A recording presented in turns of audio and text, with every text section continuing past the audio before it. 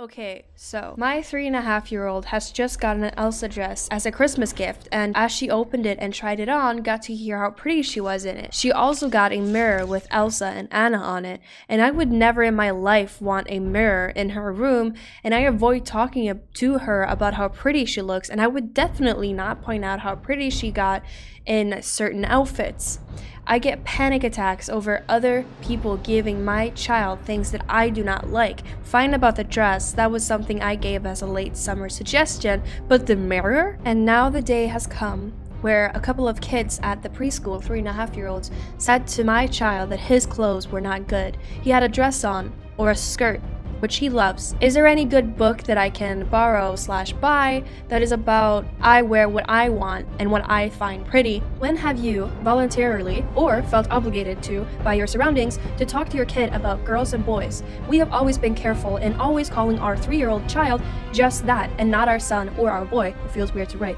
And I have requested of our closest relatives to use gender-neutral language with him. Like for example, they say darling or grandpa's heart or other cute things one would call someone they love instead of, for example, grandpa's little boy, but it is of course unavoidable that he is called a boy, guy, male in different ways at preschool by other people in books and in movies. Of course, we do still talk about penises and vaginas, but as in physical things. When my son stopped wearing a dress at 3 to 4 years old my husband showed him that boys do wear dresses, but since this was only done at home, it didn't take long for my son to see through it. It was frustrating for me not to be able to help my son. It really is the dad's fight to take on. I'm gonna kill myself! I'm going to kill myself, and it's your fault! Hi, my name is Jen, and welcome to my YouTube channel. Today, we are going to talk about a Facebook group that I was able to sneak myself into. It's about parents who are gender aware, started by a very famous Swedish feminist. This video is going to be about parents refusing their children the right to their own gender, self-exploration, and deprive them entirely of reality. They refuse their children the right to be children. Politics control every aspect of their life, and I'm not even sure that the parents are aware that they are doing this. The parents think that they are doing the right thing. This is why I think that it's important that we talk about it, dissect it, and try to present our arguments in an easy to comprehend way.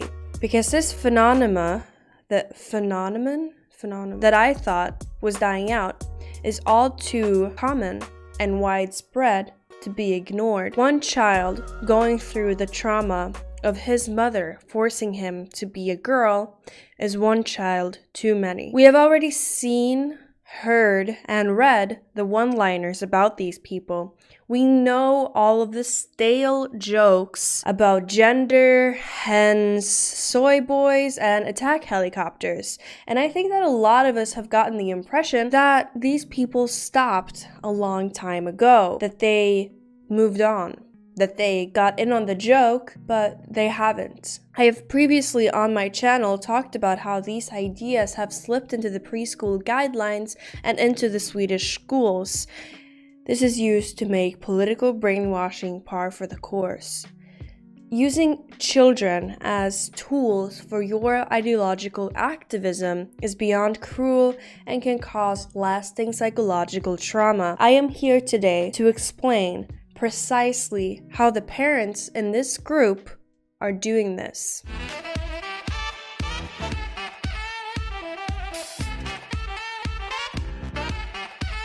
The core belief of parents like these is that gender is entirely socially constructed, and if we blur the line between what is male and what is female, then toxic masculinity in boys can be completely eradicated, and females can start to become CEOs of their own company and start taking more space and start driving trucks or whatever. Gender behavior is unfortunately for them, however, biological in many ways. Their theories have simply been disproven time and time again. A book by Simon Bahron-Cohen brings up multiple examples of gender behavior backed by the theory of the type E, female, and the type S, male, brain. When a social constructionist gets confronted by the truth of gender differences and gets shown studies on how differently boys and girls act, they still point to social constructionism. One example of this is when a gender studies professor at Oslo University in Norway gets interviewed about this on the show Hjernevask. This gender studies professor just simply lamented that it's so sad that these young girls and boys gets forced into these stereotypes so early. About the studies on the male and female brain, he states that these are simply just outdated and old-fashioned. But in Norway, women are still overrepresented in the social care profession and underrepresented in the engineering field. The gap between which occupation women and men choose to work in is higher the more equal a society is. This to me shows that when girls are free to choose, they choose to work with people and not things. Just like when they are babies and girls will look at faces instead of things. And just like with our closest ancestors, the apes, where the girls will play with the dolls and boys will play with the trucks. Social constructionists will try to have you believe that the only thing that differentiates girls from boys is the genitals, secondary sex characteristics, the height, and the build. But studies show that there is a difference in IQ, where males have more idiots and also more geniuses, while women are more centered at the middle. A difference in sexual promiscuity, social differences, and also differences in interests. There are clear differences that cannot simply be boiled down to social constructionism, and therefore simply cannot be eradicated by social constructionism alone. Still, it is in their view that if we get girls to play with trucks, they will grow up to be truck drivers and take more space, and if we get boys to play with dolls, they will grow up to want to become nurses and they will be more open with their feelings. What in their words is toxic masculinity will not be eradicated by simply treating boys like girls, knowing the differences in the genders and working on getting the boys to be more in tune with their more physical tendencies and learning to use those for good might be closer to a solution. Okay, so now that we've got that out of the way, let's get out some of these crazy Facebook examples. I just want to praise this goofy, wonderful guy. He does define himself as a boy too. Despite years of bullying at preschool/kindergarten and school, he is still walking proudly in the clothes he likes and is fighting against the norms. He has had to hear both this and that. Parents have dragged their kid away from him when they realized he is actually a boy. Words cannot describe how proud I am that he is walking his own path and is doing what makes him happy. The biggest pride comes from being a mom to such a fantastic person. And he does identify himself as a boy. The content of this little parenthesis tells us a lot. How does the parent know that her son identifies as a boy? How many times has she asked her child what he identifies as? How many times has she pushed into one direction until finally she had to give up and realize that she is actually not raising a drag kid? Well, assuming that she wants to raise a drag kid might be a little bit too far. But if the mom insists on the boy wearing dresses all throughout being bullied and having his classmates pulled away from him, and also if she asks the kid what he identifies as, and there must be some underlying purpose, conscious or not. And if this was the case, couldn't also the child be able to read his mother's disappointment when he time and time again has to tell her that he does in fact identify as a boy and not as non-binary or a girl? If this persistent questioning has been a fact, and if there has been a push into one direction in which the child has not been wanting to partake in, I would classify this as some form of low-intensive abuse. I'm so proud that he is walking his own path could be really interchangeable with the path that the parent wants her son to walk in. There's an underlying understanding amongst parents like these that if the child simply walks their own path and does their own thing and whatever they want, this will, of course, in every case, display itself in gender non-conforming behavior. This is seen all throughout the group, and I have seen this amongst other parents like these. The parent states that the boy has been the victim of verbal abuse in different forms, and also that other parents have pulled their children away from him when they realized that he was actually a boy dressed in dresses and girl clothes. One could call this some form of Munchausen by proxy, when the parent pushes the child into some form of alienation and then goes on to cry about it on social media. The parent wants to be seen as brave, strong, and like the type of parent who will stand up for their child. This will naturally bring them attention from the public in the form of admiration, love, and respect. Further, there will be a form of belonging to other parents that are, of course, also good, kind, and hardworking people. Within this group, these parents will feel like they are working towards something huge and important together. This is something that we cannot underestimate. And I think this is at the core to a lot of this. And the children are put at the forefront, not as in their emotions and feelings are put at the forefront and their best is put at the forefront, but rather that they are put at the forefront of their parents' battle. Another theory as to why parents might feel that they benefit off of having a non-conforming child of some aspect is that they themselves have a feeling of being unspecial and boring. Because of this, they want their child to mirror that special and unique person they so yearn to be, but never were. In the comment section of this post, there's a parent of a 7-year-old who claims that her son identifies as non-binary. Now, how can a 7-year-old identify as non-binary? How can a 7-year-old know how it feels to be their own gender or the other gender? In an ordinary society, there are boys and there are girls. And there are also girls who know that they are girls, but they don't really fit in. Maybe they are a little bit more boyish or, just don't really fit the norm. 20 years ago, we didn't have words like non-binary. Today, we are taking away the self-exploration of these children. We are taking the right away from them to define themselves with their own words. When I was a young girl, I did not really fit in. I was a little bit more boyish, a little more disagreeable, and I surrounded myself with boys instead of girls at an early age, and I got along better that way. Today, I fear that if I would have been growing up now, I would have very easily been pushed into the trans and non-binary. You always have to have your base in reality. The child has to learn what reality feels like, what it looks like, and what it is.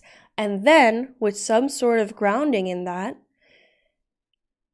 and as they grow up and mature, they can for themselves choose how to act within and relate to this reality. But they first have to know what that reality is. And then came the day when some boys at preschool 3.5-year-olds said to my child that his clothes aren't good. He has a dress or a skirt which he loves every day. Are there any good books I can borrow/buy that are about I wear what I think is pretty? My child wants to wear boxers, but there are only dark boxers with cars and stuff.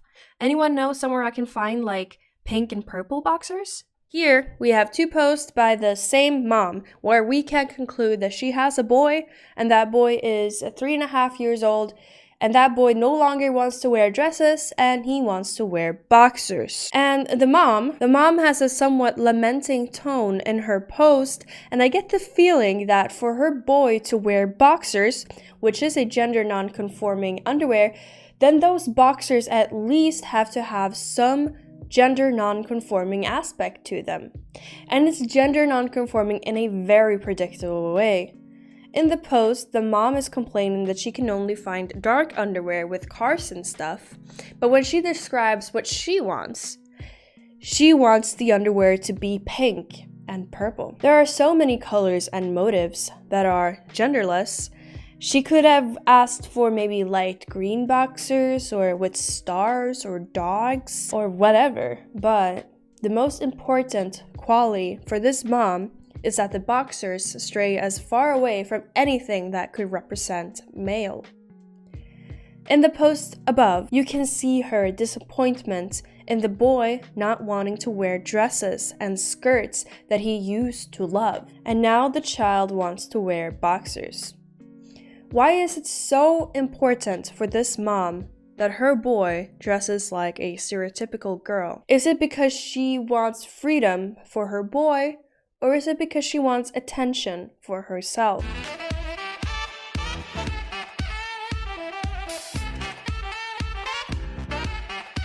Now, let's talk about the dress. Boys don't typically wear dresses. They don't want to wear dresses. Why is that? In a Swedish blog post by Anders Eriksson, a somewhat simple explanation is explored. Women get pregnant and men do not. Clothes used to be somewhat expensive and we didn't have the massive wardrobe that some of us do today. The dress allows for the expansion of the belly and the expansion of the body, which the pants simply do not. Another aspect of this could be just that the dress and skirt wasn't very practical for the working man. It didn't allow for movement in the same way that the pants did. The fabric could easily get stuck, and the dress didn't allow for pockets in the same way that the pants did. While the men worked in active jobs, the pants made sense. Women mostly held jobs that were done sitting down and where they could stretch out the dress fabric and rest things easily in their lap. Today, women wear dresses, they wear skirts, they wear pants, they wear sweatpants, and they wear everything in between, whilst boys still don't wear dresses. Why? The dress is in many ways today an aesthetic choice. Girls and women enjoy making themselves pretty and typically don't mind being a little bit more restricted if this means that they can show off their femininity. This is, of course, something that the social constructionists and feminists have a huge issue with. And I don't know how to formulate myself clearly enough. Women just love being women sometimes. We like to wear makeup and heels and long dresses and short skirts and tight dresses that maybe don't allow for full movement and maybe restricts ourselves a little bit, but it makes us look damn good. The way women lure men in is through their physical appearance, while men lure women in by displays of dominance and success. The dress is not a biological difference between the gender, it is a socially and culturally constructed norm, but we have to realize that these mean a lot to these little boys who are trying to find their way in the world. Children want more than anything to fit in. They mirror themselves in others, and that is how they find their place in the world. Children want more than anything to fit in, mirror themselves in others, and find their way in the world. Boys, as they mature, don't primarily mirror themselves in their mom, but in their peers and in older boys and men. They want to feel as if they belong somewhere. This is how they identify who they themselves are. The idea of the social constructionist is that if we can change the gender dynamic at an early age and gender behavior by getting girls and boys to dress more like each other. If we pop on a dress on our 7-year-old and make them lead by example, then society will be different. But it won't. And there's a lot of anxiety around this in this Facebook group when the parents realize this. When the 3.5-year-old boy suddenly doesn't want to wear his dresses and skirts anymore because his peers think that it's silly and it simply is not important to him anymore what his mom thinks. And so what happens to a child when he cannot fit in? When he is made to be the other? When all the boys around him act one way, but his mom and his family is teaching him something entirely different. Reality is today that girls like to wear dresses and boys do not. However much they try to change that, the only thing they are doing is making an outsider of their child. Who will endure bullying, which these mothers themselves have pointed out, confusion, and stress? And for what? For what? What will even happen if more boys go to school wearing dresses? Their idea is that seemingly small things like this will change the gender dynamic and gendered behavior. I think rather that they will end up raising a resentful child. They are creating unnecessary childhood trauma where instead of teaching their kid about the world, they are creating more questions and confusion. Our children should not be made to be human guinea pigs of these social experiments. It's so incredibly sad to see children being so mean. Unfortunately, I know from my own experiences that children are cruel sometimes. If they find something that sticks out too much, then it's quick to lead to mean comments, etc. Really horrifying and unavoidable. I have a question to you all. My daughter dressed in differently coded clothes as a toddler, but as she got older, now 6, she started to get influenced by the norms around her on how you should dress and behave. Of course, in combination with what is comfortable and looks good on her, which I feel is unavoidable. It's harder to go against the norm as a boy and wear girl-coded clothes, and I don't have a son yet. I think that it's also important to prepare your children for this. Prepare them for what the norms look like, and that the full reality is that people will comment, bully, and be mean. If the child wants to continue dressing gender non-conforming, then you should of course support this. I myself wouldn't want to, or could, get my daughter to keep dressing in a way that I want. It's her opinion that matters. What I am wondering is how much a child should take the fight. That discussion is quite interesting. My partner said one time, why don't all the dads take the fight instead and go to work wearing dresses and female-coded clothes? Why don't we see this taking place? It's a heavy load to be in the front line, and I understand parents who want to share on their children to dress like they want to, at the same time that I find it important to prepare the child for what can come out of that, and it's okay to not be able to be at the front line of the battle against the norms. You want to give your child armor against everything and protect them from all the bad. I get sad that it has to be that way, but the ugly truth, and I think also that it's important to bring this to our children, it's not their fight to take on, just like everyone else. The main theme that I have noticed all throughout this Facebook group is a lot of anxiety and these long posts about non-issues, really.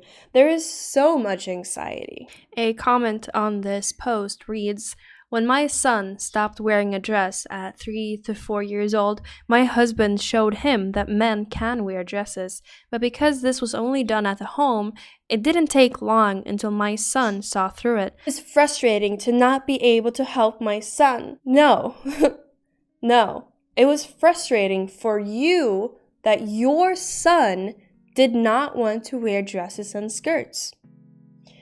The phrase, take the fight, is used here, and it's interesting because it does point to a supra ideology which permeates throughout this family, where the political battle and parenting go hand in hand. The post is discussing whether or not the battle should be fought by the dad instead of the sons. It is not discussed whether the battle should be part of the parenting at all. It's a given that it should. This is symptomatic of a society that we currently live in, where we have a political ideology, a political identity, and a political battle that too easily gets put at the center. And these parents let these things come before their children and allow their children to become political pawns. I am not denying these parents their right to a political identity, but I am saying that their political identity needs to be kept for their own self, and it needs to be compartmentalized into the part of their self that is personal and outside of their role as a parent, so that the child in turn could be for their own self and not be part of their parents' political identity. With cases like Greta Thunberg, we see parents who decide to put their parenting aside, and sometimes their children's best aside, Simply because in their view, there won't be a future for them if we don't have an environment/earth, and there won't be an environment/earth if they don't allow their children to skip school, travel across the world, and be put through worlds of stress. With feminists, the view is that their girl will have to walk through hell if the structures of the patriarchy are not dismantled. So maybe your girl has to suffer now, so maybe she will have a bearable future, or maybe she will suffer now to make a bearable future for other girls. But this is not right. It is so clear to me that ideology is above everything else for these parents. Are they using their children as tools and pawns consciously? Doesn't matter if they are using their children consciously or not. Is it just as cruel either way?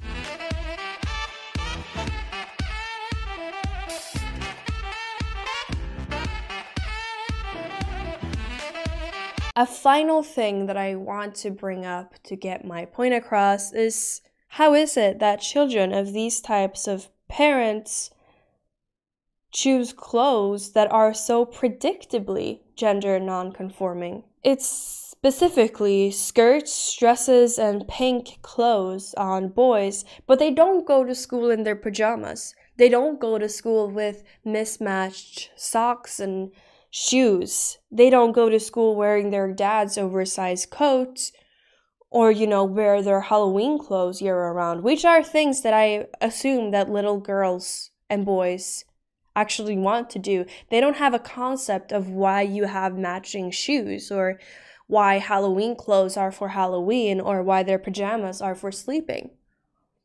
It feels very calculated somehow that it would specifically be clothes of the opposite gender. In a discussion that I had in preparation for this video, my friend Joachim brought up something that he experienced, which I think is perfect to end this video on. Joachim had been babysitting for his friend, a boy of 4 years old and a girl of 7 years old.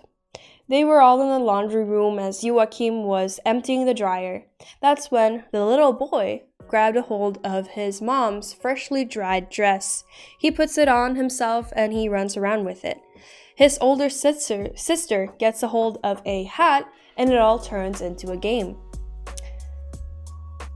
The boy wears his mother's dress and plays with it for a maximum of like an hour or so.